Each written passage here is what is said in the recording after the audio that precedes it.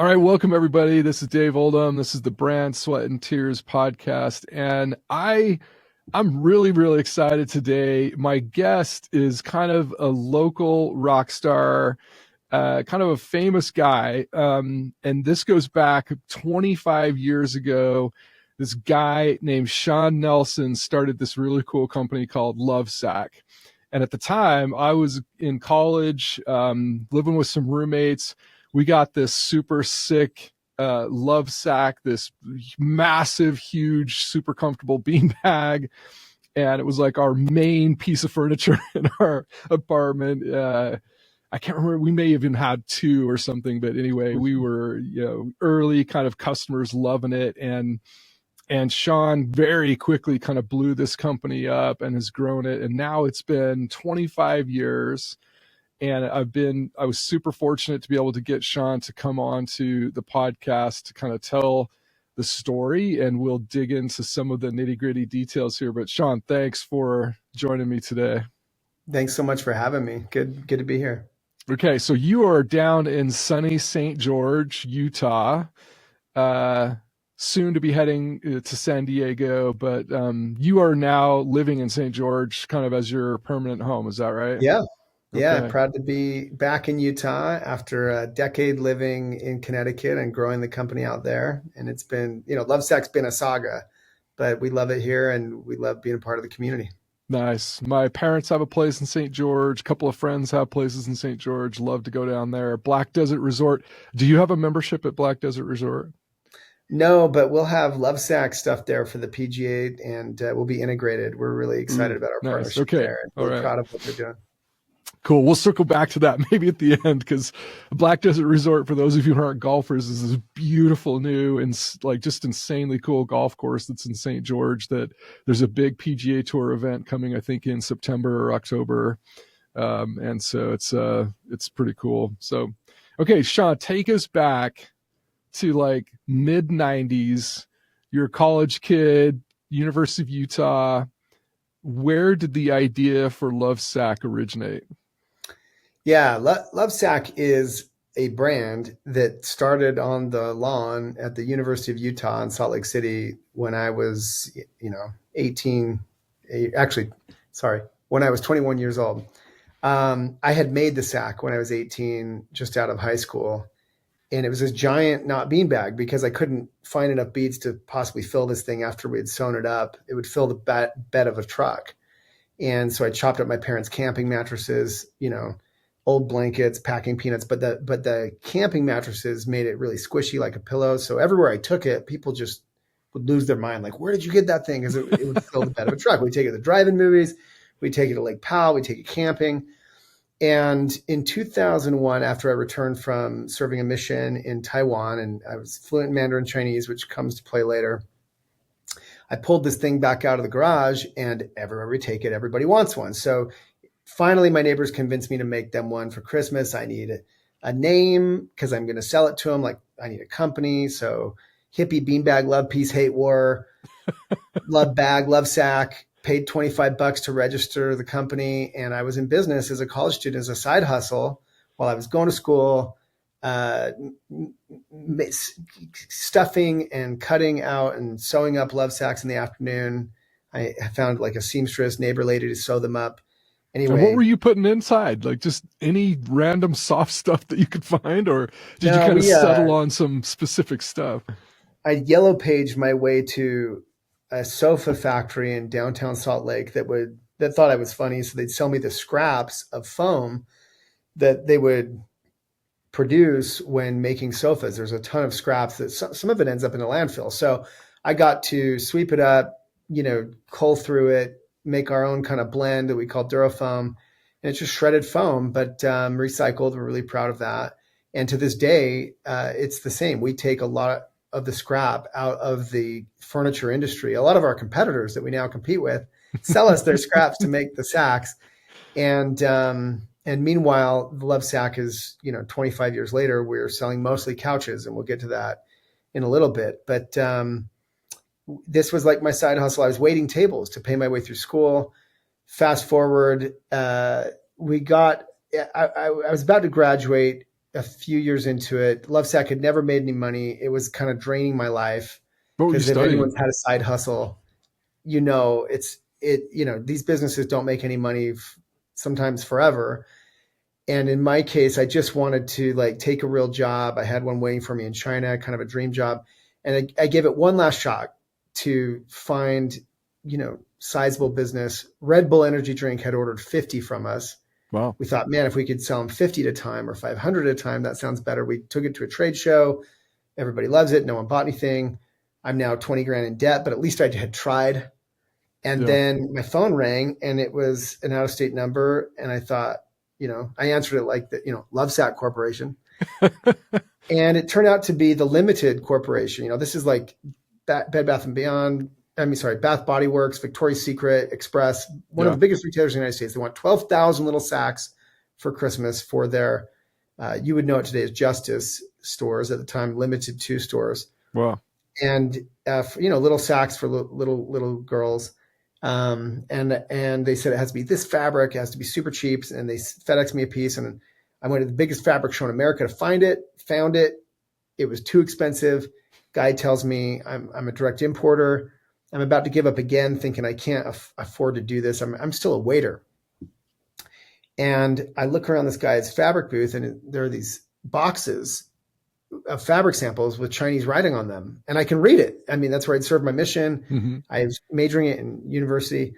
And so I got on a plane, flew to Shanghai, walked in the downtown office of this fabric mill, and in English negotiated with them. And, they came cheaper and cheap because they would talk in front of me about how much it cost to make the fabric. And I could understand Thinking that you couldn't understand. And so you're like picking up on all this. You leverage that. I'm sure that's pretty great.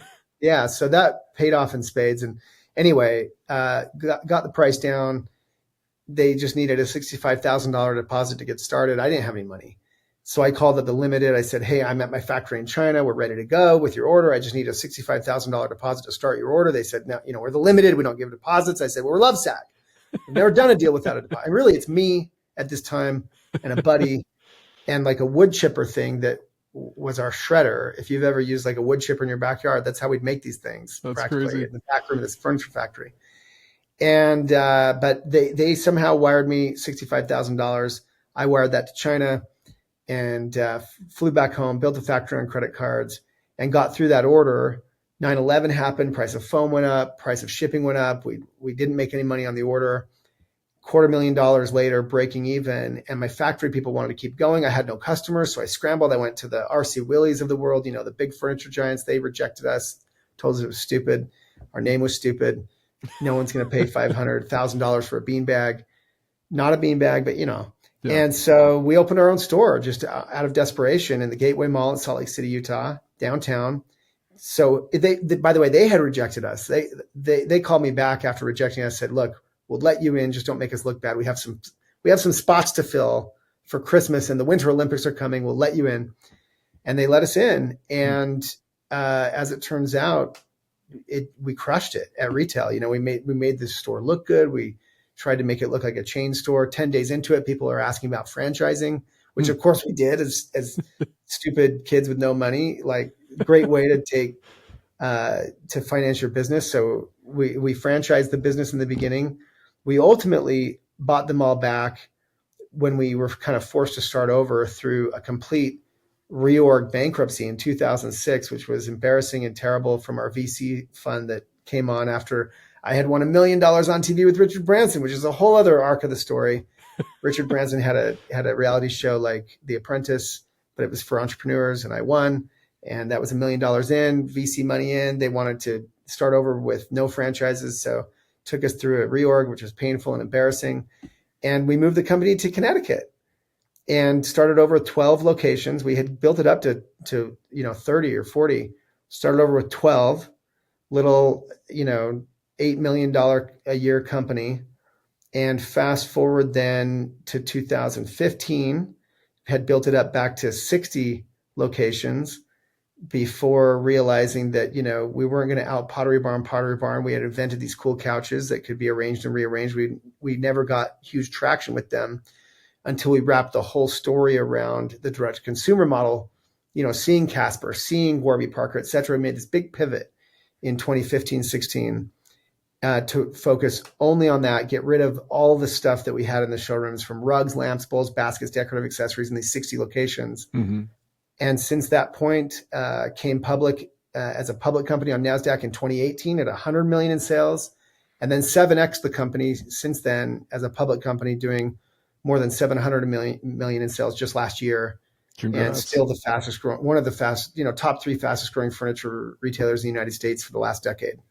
And so really proud of that, and selling mostly couches today, and lots of space in between to share all kinds of stories, ups and downs and ins and outs. But LoveSac's on its way, I think, toward $1 billion in sales, and, has been valued at over $1 billion on NASDAQ. And we're profitable, making, plenty of money, and building a lot of cash. And I'm really proud of this sustainable business that we've built around sustainability, because essentially we make these products like the one I'm sitting in right now that can last for decades and decades. And it's true sustainability. Besides the sacks, our couches and everything, they are built to last, designed to evolve. So there you kind of have the full story arc, but there's, like I said, lots of space. There's so many rabbit holes I want to go down. Yeah. So it's been a wild ride. So we'll kind of jump back in time and then kind of like peek at least down a couple of those rabbit holes. But so you're studying Chinese, and you said you had this fantastic job. Like what were you going to do out of college? Yeah, actually. So in those early 2000s, while I was kind of doing LoveSac as a side hustle, I had taken an internship through the University of Utah for Chinese speakers to work in Shanghai. And I actually took a year off and kind of left the company with my buddy. And, they made a few dozen sacks while I was away. Mm-hmm. I mean, this was a tiny, tiny little endeavor. Yeah, it was like side gig, right? Yeah. And I took a year to go work in Shanghai as a management training consultant. And it really took my Chinese to the next level. I became like their head trainer. They offered me like a head training job. This is at 22 years old. So I would have been making 6 figures, flying around China. My clients were like McDonald's, Roche, Siemens, Whirlpool, Honeywell, Medtronic. Wow. And my only qualification, so we were teaching like team building, leadership skills, presentation skills, HR consulting stuff. But my only qualifications really was that I was like an American that spoke really good Chinese. And At the time that was really valuable in China. So I had this dream job waiting for me, and I came back to be plagued with stuffing beanbags, and I wanted out. But I couldn't just leave it. So that's when we went to that trade show. And so, and then, once we took that big order, I was locked in. Wow. So you get this order and negotiate with these guys. What caused them to finally cave in? Do you think they were just like committed? Like, because I knew exactly how much it costs them to manufacture. So I just kept negotiating for days, and I wouldn't relent because they would talk in front of me in Chinese. And so they were just trying to gouge me, and I just wouldn't relent, and they didn't know why. And as it turns out, it worked out. And look, to this day, I still do business with these people. Wow. And so they were happy to get a new customer out of it and break even, as it were. But we've had very good relationships overseas and a really great track record of doing that work over there. And you kind of, I guess, with respect to LoveSac, since it wasn't this wasn't the thing you were planning on doing, you kind of had nothing to lose, right? You're like, well, if this thing doesn't work out, whatever, I've got my Chinese job and I'm going to do this other stuff. So yeah. And that was interviewing for other jobs. It was a weird time in my life because I was putting on a suit, going to job interviews. I was graduating. Yeah. And I had this one job, and I had these other jobs, and and I just didn't want to get sucked into this beanbag thing. I was so sick of shredding foam and having it in my hair and my clothes, and being this. It just wasn't. It wasn't super flattering to be like the beanbag boy. Yeah. It was cool on the one hand. We had a little company in college, but on the other hand, it just was hard, and I just wanted to be done, if I'm being really honest. And so, and by the way, I felt that way 1,000 times. There are at least 100 times that I seriously considered finding an exit, side door, whatever, and probably should have in some respects. But on the other hand, and I say that from a classic sense. Like, I think that there are lots of people who, even now, like, I'm the CEO of a public company. I've been a public company now for 6 going on 7 years. Most founders don't continue like that. Yeah. And, you know, a lot of people would cash out all their stock and, I don't know, try and be super rich or surf a lot. And I surf a fair amount. I have a lot of fun. But I'm actually really proud of what we're building today. And I think actually LoveSac will go on to surprise a lot of people. LoveSac will be a multi-billion dollar company and one of the biggest brands in the United States. And our goal is to be the most beloved. And it will take another 25 probably. But that's what you'll see. And I know, like, that sounds crazy coming out of my mouth, but I'm not joking. Well, you have 25-year track record to back that up, which I think is, important. But, right? and so, like, I've made the choice to really take a long approach to it. And it's weird because most of my friends, they've bought and sold or built 3 or 4 companies by now. Yeah. And are probably richer than me in many respects. But I'm really proud of what we're doing. And the work that we're doing, I think, is really meaningful. And it wasn't always that way. Like, I was just trying to survive. But now we actually, in my humble opinion, make the most sustainable stuff. Mm-hmm. Like, this chair that I'm sitting in, this Sactional seat is older than my children. My oldest daughter's 16. This seat is 17. Wow. It's been through 6 moves. It was made years and years and years ago, and it's on its 10th set of covers, and it's still super comfortable. And it's mated with all of our brand new inventions, including Stealth Tech surround sound, all of that. Yeah. Because everything we make is reverse compatible with this stuff. And so what other items in your life persist that way? Yeah. Oh, I mean, name one. Name one. Yeah. I'm trying to think if I have anything that's 17 years old. My wife says still valid and evolving and becoming better, not just deteriorating. And so, like, that's why I collect classic cars. That's probably the only other thing. And so, look, this is not an accident. We have evolved into what I just described. We call it designed for life. Mm-hmm. And it is the egg from which we can birth more chickens. We had the chicken before the egg, and it's called Sactionals. And Sactionals emerged because in that first store, there was a couch in the corner just to look pretty. Mm-hmm. And people kept asking about, like, hey, how much is that couch? They buy a sack, or we try and sell them at one of our sacks, but people would ask. And every day they would ask. And there's your market research. Yeah. And that's what's beautiful about retail. We spend a lot of money on research today, but one of the most formidable and useful kinds is, like, real life. And that's why we've stayed direct. We have no wholesale. We know every person who's, like, I could find your name in our records somewhere. Yeah. and I'm really proud of that because, we have these direct relationships, and it's been useful, but that's where Sactionals were born. And we were just trying to put a couch in a box. We were trying to shrink it down and make it shippable. And we solved that. But with that, we solved 10 other problems that people have with their couches. You can get them down staircases. You can ship them, move them, change their covers. They look great. On and on and on. And from that came the philosophy called Designed for Life. And now we will build all kinds of products in that way. And I think compete very adeptly and become very big. I love it. So where was the couch from that was in that original store? So originally it was, like, from RC Willey, or whatever. It was from a furniture store down the street, and it was just there to look pretty. That's funny. And then eventually we started making our own couches, but they were just normal. And we couldn't ship them. We couldn't deal with them. And so it's like, oh, if only we could, the sacks we shrink down to 1/8 their original size. And so there was a certain, like, genius in that. Like, it was an accident. It was just what worked for us. But it made it UPSable. It made it internetable. And so, I think the lesson for me is, like, you have to just keep doing the next thing. And often, if you're solving problems, you'll solve problems that you didn't even mean to solve. But then you have to recognize what it is you did fundamentally. And so in the beginning, we were just stumbling forward, including the couches. Mm-hmm. But we solved a bunch of problems, and we backed up and looked at it, and now we formalized it. And the reason I'm transparent about it is because, listen, most product companies are not going to do what we're doing.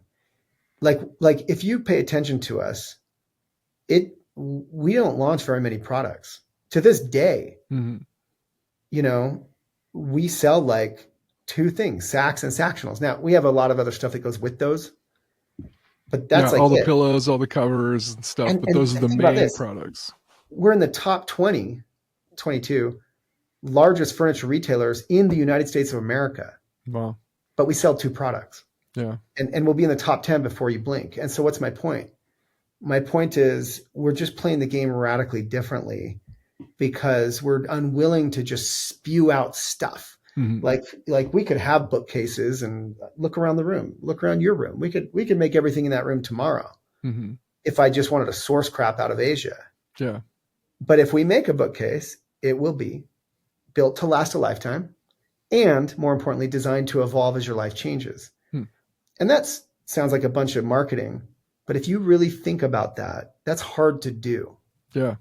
And so we invest a lot. We invest years in innovation, a lot of money in it. And ultimately the result is, I hope, apex predator kind of products like Sactionals are. Sactionals are probably the best selling couch in the United States of America right now by the numbers, because most of my competitors that sell more couches than me have like 30 styles of couches. We have 1. Yeah. And so by the numbers, it's probably the best selling couch in America. And I'm not saying that to brag. I'm saying that because it's just proof of how far something can go if you're willing to really commit to it. And it took us a decade to even figure out how to sell them. So you were, you got this order, you're starting to go into this big kind of retailer. You had your own store in Salt Lake. When did the contest, the Richard Branson thing happen? What was the timing of that? Yeah. So 2004 and 5, we had about 30 locations and I was busy moving our factory to Mexico. And anyway, and these franchises at that point, the 30 locations, half were franchise, half were company owned at the time. And the producers for Fox rolled through Salt Lake City to recruit and have like auditions for this TV show they were going to do with Richard Branson. And they were going all over America, and there were, thousands of people, I guess, audition, whatever. But their ads for their auditions didn't like take in Salt Lake, like they didn't publish. And so no one showed up. And so anyway, they were at the University of Utah asking for local entrepreneurs to look at this thing. And they were like, hey, you should talk to the I just done a speech up there. And they're like, you should talk to the LoveSac guy. He graduated a few years ago. He's like really, really stupid. And they called my store, and I had like 30 locations, but I happened to be there. Wow. It was just total like dumb luck. Yeah. And because, I was traveling all over the country at the time trying to build this company. And anyway, they came down and convinced me to fill out their forms and do an on-camera interview. And they recruited me to be on the show, and it was like 16 entrepreneurs, fighting for some unknown prize, which turned out to be $1 million and president of Virgin Worldwide for a few months, which was kind of like an internship, really.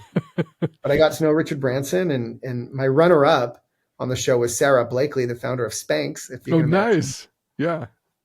So, billionaire friend, and we joke she won in life, and I'm still making beanbags. But I won the show. Anyway, I won $1 million on national TV and had a bit of fame and learned a lot from that, of course. But just another wild chapter in our wild history. And it's all in the book. That's why I wrote this book, Let Me Save You 25 Years, is because we have a wild history and a Utah history. And I'm really proud of that and proud to be back in Utah today. But I've learned a lot of, and so it's called Mistakes, Miracles, and Lessons. And I try to be really transparent about some of the mistakes I made because I made a lot, and you can learn a lot, hopefully, from others' mistakes and avoid some of them on your own, maybe. That's all. So I donate all the proceeds to the FBLA, Future Business Leaders of America. I don't make any money on it. And it's become a bestseller on Amazon. And I have a podcast as well, where I kind of unpack every one of these lessons with really successful people like yourself. And we have great conversations, and it's been great. It's been in the top 100 podcasts and top in business and entrepreneurship. And it's been fun. That's so cool. So you did this, you won the contest, you get the investment, you're president of Virgin for like 3 months or something? How long was Yeah, that? 3 or 4 months. Traveled all around the Did you world spend a working. lot of time with Richard during that time period? I spent more time with him on the show. We were with him daily on the show. We traveled Okay. the whole world with him for 2 months.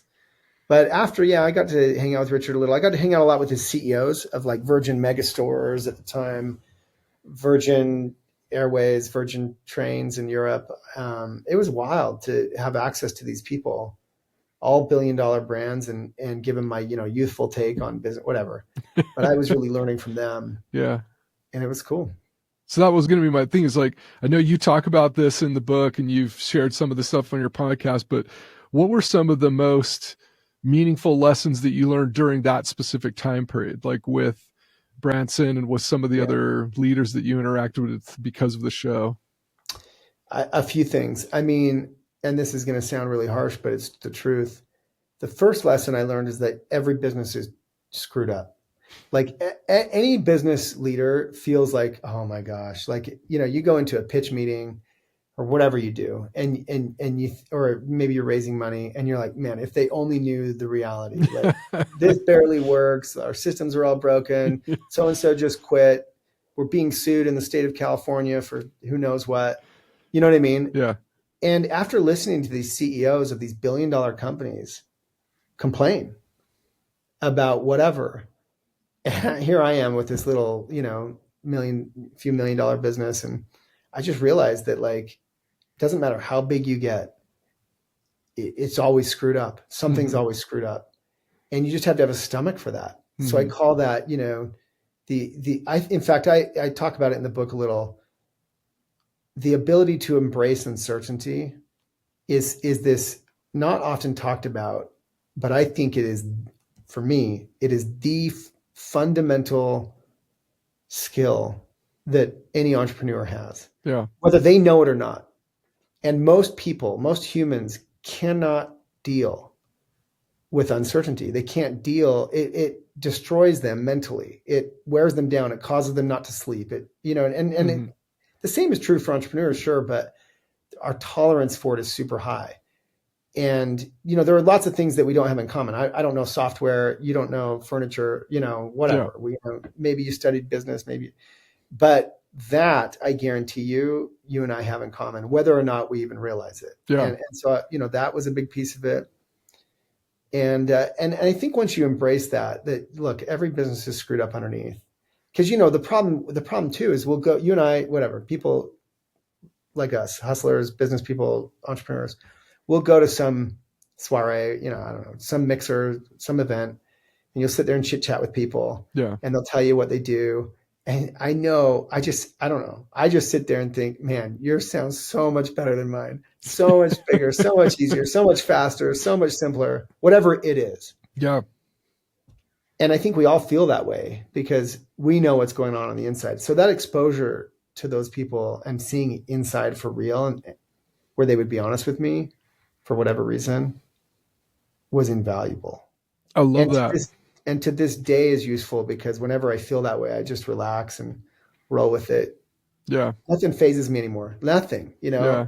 I get sued every year in the state of California for something. The mirrors in our bathrooms are an inch too high or too low or who knows what. But whatever it is, and that's, I'm being trivial, but there's just almost nothing that can phase you once you just relax and accept that it's complicated, it's messy, and it is for everyone. Yeah. I love that aspect of it because I think whether you're an entrepreneur or not, it's really, really easy to look at successful entrepreneurs and think, man, everything's just going so great and everything's, it just seems to be working out for that person. But none of us have like the full inside story. And to your point about some of those networking events, I've talked to a ton of other entrepreneurs about wanting to create these events or be a part of these events where we can cut right past all the like cocktail kind of, BS and get to the real nitty gritty. And so now whenever I go to a networking event like that, and they're telling their story, I'm always thinking like, what's behind the scenes? Like, it's not, there's no way it's like just going this smoothly. And I'm always super curious. Like, I wish I could just say, no, tell us like the real story. Tell us everything that's going wrong. Tell us what's failing.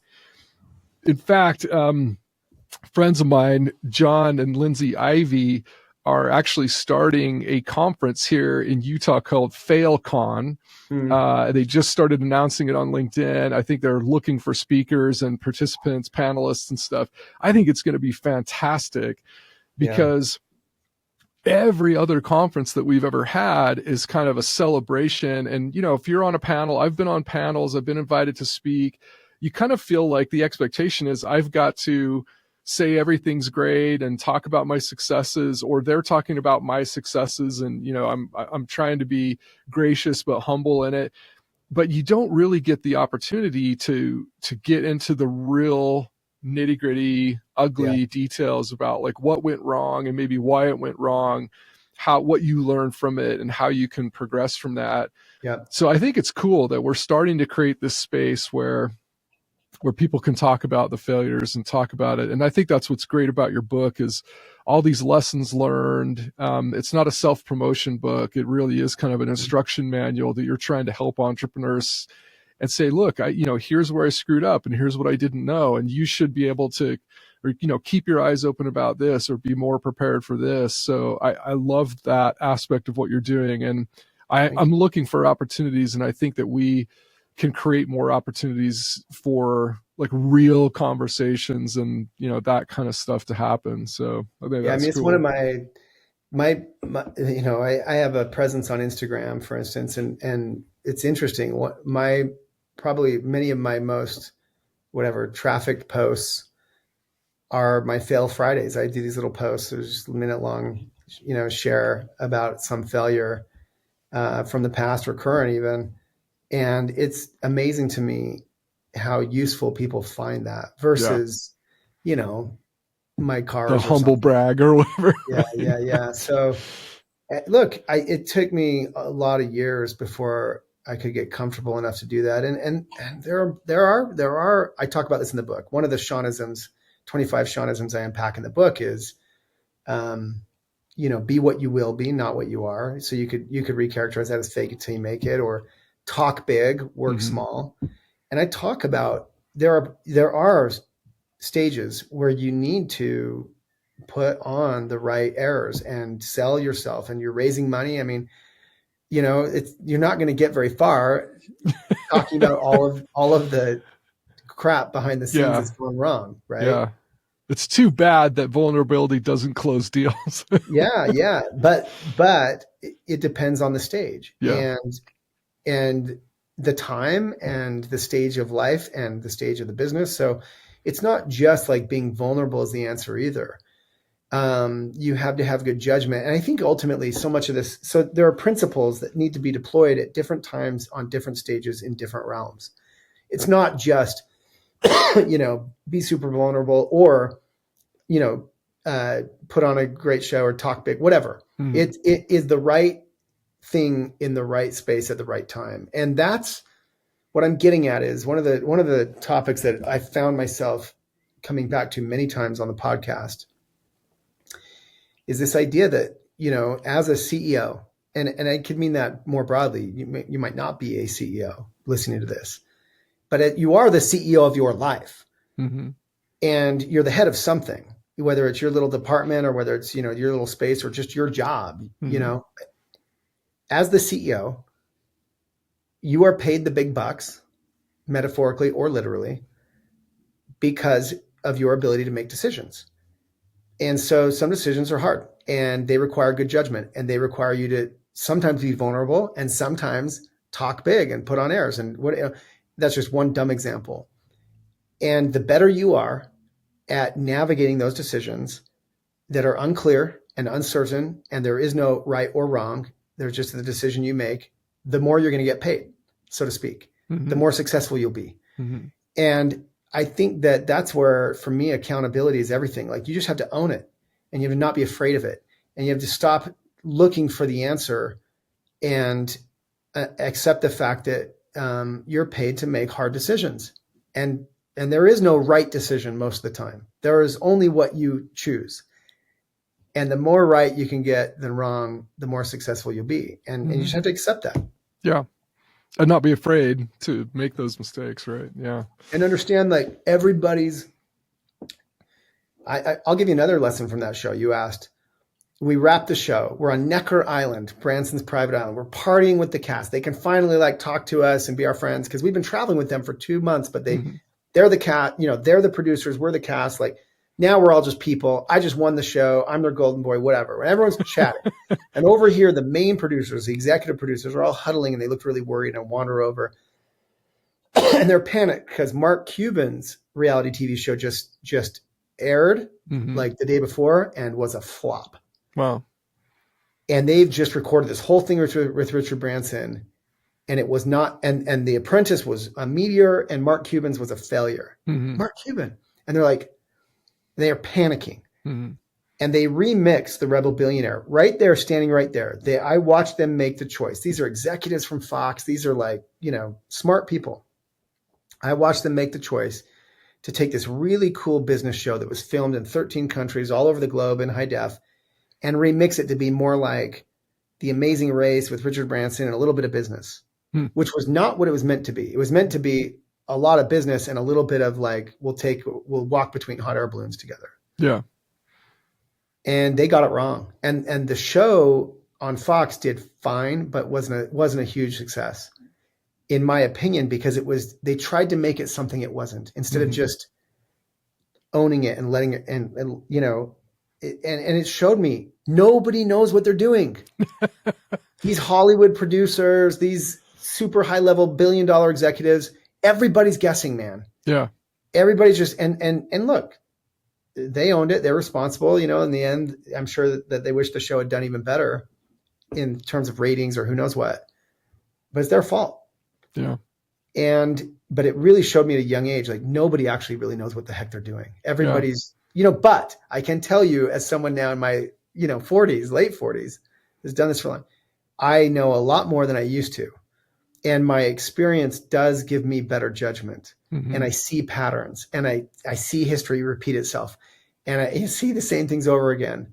And so experience matters. And I had older people working for me back then, but the problem is I talked too loud. I talked too fast. I talked over them. I was brash and believed in myself. So even though I conned myself into thinking I was humble enough to have pros in the C spots and whatever, I was too egotistical as an entrepreneur to really let them make the call. And so in this day and age, I'm the CEO. I rarely make business decisions. I listen, I challenge, I advise, and I let the pros, my head of marketing, my head of people, make the decisions. I mean, if not, why the heck did I recruit them? Yeah. Why the heck do I need them there if I'm going to make all the decisions? Yeah. And so but by the way, behaving that way is something I've learned over many, many years and is something that is most of the time right. And sometimes not. There are moments where you do, but those moments, I talk about all this in the book. The moments where I do get it my way are very, very, very rare. But the good news is when it needs to happen, everyone knows, including me, it needs to happen because it's so rare. Otherwise, man, let them own it. I think it's really cool that you had this experience. It's kind of the Wizard of Oz kind of peek behind the curtain. You get to see like all this stuff that people thought was like so amazing and so perfect and, so much wisdom. And you're like, man, everyone's just kind of guessing. I loved that phrase. Everyone's just guessing. Totally. But you can guess better with some experience. With experience. Yeah. Yeah. What have been a couple of the hardest lessons that you've learned of the 25 years of lessons? Which ones would you say were the most expensive or most painful, hardest lessons? I could have avoided a lot of pain by being humble enough to have mentors and seek them out. Or as I just described, let the people that I hired as mentors, people older than me, more experienced than me, really have autonomy as opposed to just have them fill that spot and then mow them over with my brashness.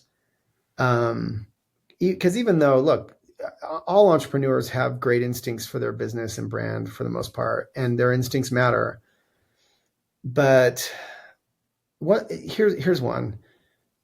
It took me a long time to realize that, like, even though I would have done something differently, like let's say my head of marketing, like every entrepreneur is like a great marketer because we're just all blowhards, so we can all market naturally to some degree. Yeah. We can all sell something naturally. But there are people trained in this stuff, and often they can be very good if you find the right people. I mean, they're like scientists. They're like wizards. And they don't know what you know, and they can't do what you do, but they can do what they do. And anyway, the point is, even if I had a great idea, it took me a long time to realize that, and I would have done something differently. Their idea can work just as well, and not necessarily better, but just as well, let's say.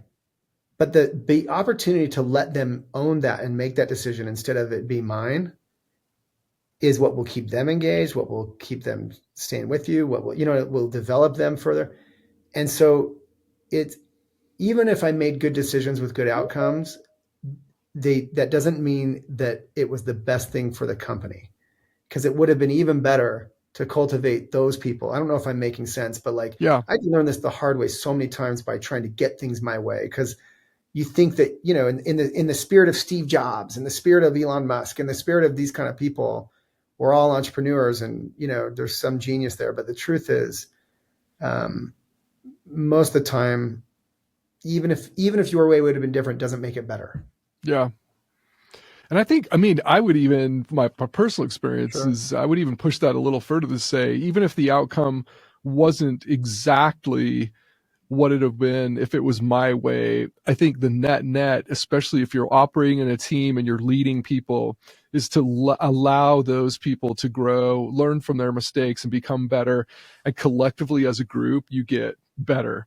Even if individual circumstances, there are some failures and there's some drawbacks, and you're like, in your heart, man, if I would have done that, or if they would have, just let me kind of enforce my will on that, it would have been better.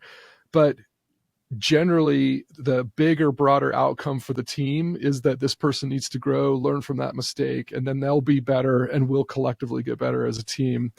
That's exactly right. And I love that you had to pay the price a little bit to go through some of those experiences. I think a lot of us entrepreneurs have this balance of varying degrees of being arrogant enough and brash enough to like be an entrepreneur and do the hard things. You kind of have to have a reality distortion field at some level and kind of have a maybe oversized confidence or oversized belief in your ability to do stuff to kind of just blow through some of the crazy obstacles and the challenges. That's right. But hopefully, and this is what I admire about you, is like be able to look back on it and say, yeah, I was, too arrogant or too brash. I should have listened better. And you're putting that into lessons that you can pay forward to, the next generation of entrepreneurs and say, look, you got to have the confidence. You got to be confident and believe in your ability, but you also have to be able to, listen and enable other people. And it doesn't always have to be like your way every time. Yeah. Right? I look at this entrepreneur that I coach a little bit and have invested in his business, who's kind of really wouldn't relent and track me down. And I look at the pitfalls I've helped him to avoid as I think his mentor.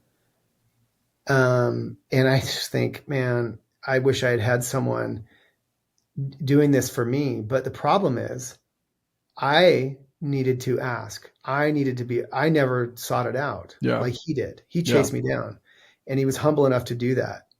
And he still is a headstrong entrepreneur. There's no doubt about that. But I just think that is such a valuable trait that many of us lack because of our ego that helps us be entrepreneurs in the first place. So it's just it's a catch-22. Yeah. But I'm telling you, man, it's real. And I think one other just little example is you asked about, some of the most painful moments. A lot of them also revolve around people. There are so many times when I knew the answer. Someone needed to go. Someone needed to change. Someone needed to, or at least be, set straight. But probably really just needed to go. Mm-hmm. And if you're unwilling to make that call and let it stretch out, over and over again, it will bite you Mm-hmm. and you'll pay a price. And sometimes you can't logistically make those things happen, but most of the time, the reality is the world just keeps spinning, And so being brave enough to make personnel changes, Mm-hmm. even when they're painful, personal, or just frankly terrifying because you can't imagine life without a certain role. Yeah. Most of the time, when you put those off, you will experience painful repercussions. Yeah. It's more painful. It's real. The rip the Band-Aid off metaphor is really good there because it's more painful to let that fester when you know that a decision needs to be made than just ripping the Band-Aid off and And getting you it don't have to over be a with. monster. You can, I talk, it's in our name, love. Like we celebrate that as one of our values at LoveSac. Yeah. You can be humane and whatever. And no matter what, even if you are, in many situations, those outcomes will get nasty and gnarly anyway. Yeah. But because and so the first Shawn is of the next season of my podcast, I'm kicking it off with another 25 little epithets not found in the book. And the first one is called Business is a Contact Sport. Because people get bloodied and damaged. Yeah. And if you haven't experienced that in business yet, you haven't been in long enough.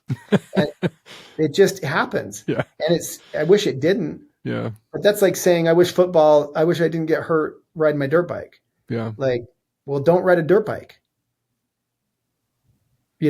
Business is a contact sport. Yeah. Even if you are kind and humane and whatever, things get twisted, situations get messed up, and you just have to be strong enough for that. Yeah, that's a good point. I like so we're getting a volume 2, a tease to volume 2, the next 25 points. Right? Yeah. So check out the podcast. Let me save you 25 years like yours. I aim to do exactly this, be really transparent about issues. And I've had some really, really cool guests. I take guests, not just in business. I've had Gronk on, I've had nice Shaun White, the snowboarder. I've had, but the cool thing is we all learn the same lessons. Mm-hmm. Anyone operating at a high level in almost anything, we learn many of the same lessons. Yeah. Well, that's cool. So I want to circle back a little bit to, like I said, one of the most painful things is the people, when you started LoveSac, was it just you and then you just brought some buddies on? Did you have some true co-founders, or what did the team look like early on? And how did you start to surround yourself with like really, really strong compliments to you? And how did you think about that in the early days? And what was your co-founder kind of situation? Yeah. Early on, I just had some friends helping out, and, people would kind of show up and help out, and I would pay them when I could. And then, that evolved into a number of my friends working for me. If I could do it over again, I would not build business with friends. And it's not to say that I'm not grateful to them. Mm-hmm. I am super grateful. But friendships complicate things, period. Mm-hmm. And so fast forward to today, I don't have any family. There's only one person from the early days that's I'm grateful is still around. Mm. But even there, I think our friendship has changed and morphed and which is fine. It's better for the business to be business, honestly. Yeah. I talk about it in the book a little bit. But sadly, a lot of times we just don't have anybody else. We just don't have anyone else who will show up. Yeah. In the early days. So you got to look, so I'm being a hypocrite. You got to play it where it lies. You got to take what you can get. And talent, I've had to just continue. Listen, you need to get the best talent you can possibly afford. You need to be leaning over your skis. It should really hurt when you hire for a key position that you kind of can't afford, but you can't live without when you find the right talent. And what's ironic is every time it hurts, on the other side of that, 6 months, a year, 2 years, 4 years in, you'll realize, holy cow, they've amplified this business in ways that, the payoff is many times over. So you just are constantly, it's hard though. It's hard to be a small company recruiting top, and I can tell you as a company now that can recruit top talent, especially for key roles, we're at the size and scale and that we can do that. It's real. Like, there really are people out there who know a lot. Yeah. They're I was going to say, how have you learned to recruit that top talent successfully? Because there's a lot of entrepreneurs that hear that lesson and they're like, okay, cool. And then they go and they try and hire some really expensive, quote unquote, talented person, and it totally fails. Like it doesn't work out. Right. So number one, use a recruiter, and not just a recruiter. Like, first of all, recruit the right recruiter. Like there you have a meta lesson.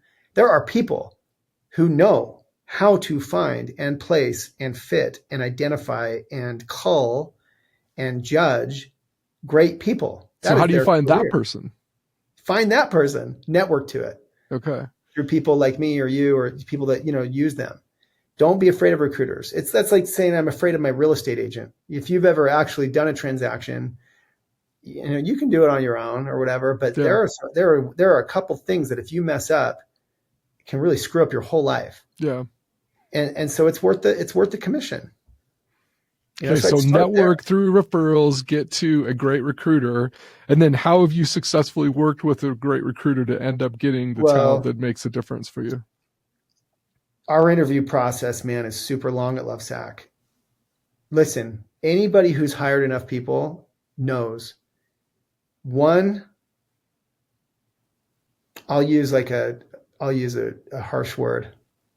One clown in your life can ruin your life. Yeah. One bad apple in an organization. And if you've ever worked and if you've ever worked, you don't have to be the leader. Like if you've worked in an organization that has like someone who, all it takes one person. Yeah. And it can like wreck things. It can really slow a place down. And so above even recruiting the best talent, do not let a cancerous person in, metaphorically speaking. Or as soon as you find out, you got to get that out of there. Do not allow it to happen. And if you get a whiff of it, extract it. Yeah.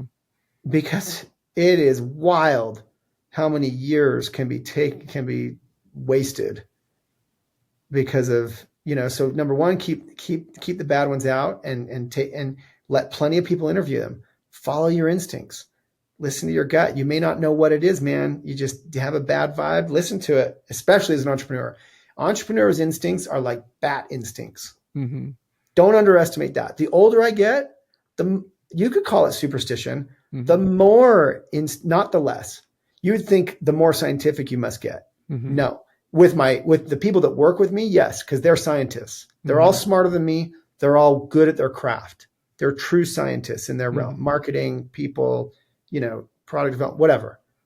But me, as an entrepreneur, I'm a magician. And the only magic I have is intuition. Yeah. And so I flip and listen to it. And every time I don't, man, I pay the price. I'm not saying you can run around, with your divining sticks, pointing at people. but like, if you have a nagging, you got to learn, and you got to learn when to listen, when to let it go. But if you have something nagging, listen to that.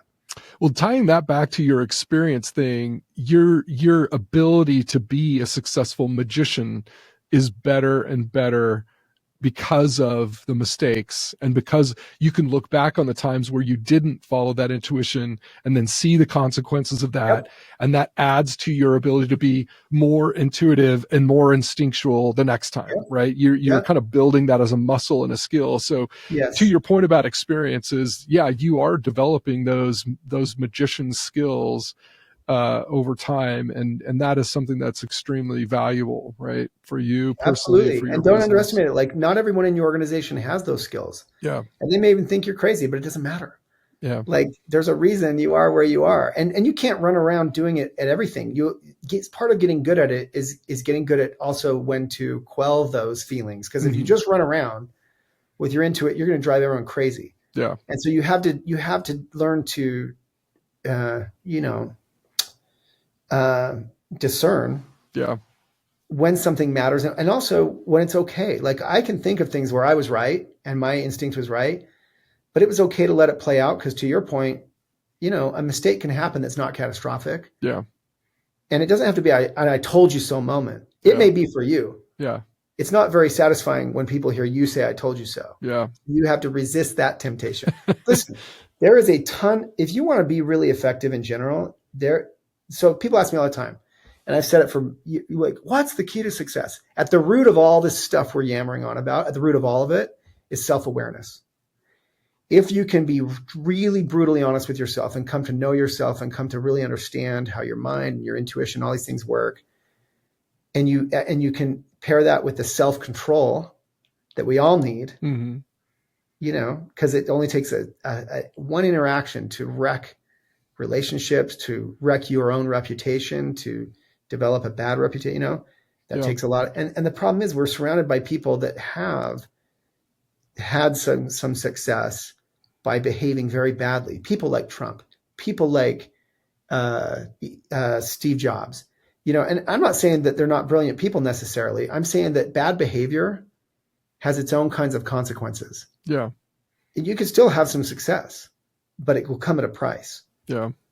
And we're watching Trump pay the price, not to get political, for bad behavior. And it's not a political statement. My point is, you can have wild success in life, but be plagued with problems because of your lack of self-control and bad behavior. And so, or you can have wild success in life and avoid some of it by exercising some self-awareness and some self-control. So I don't mean to go on about that, but I think that's at the root of a lot of stuff. Yeah. And so especially as a leader, your behavior matters one way or another.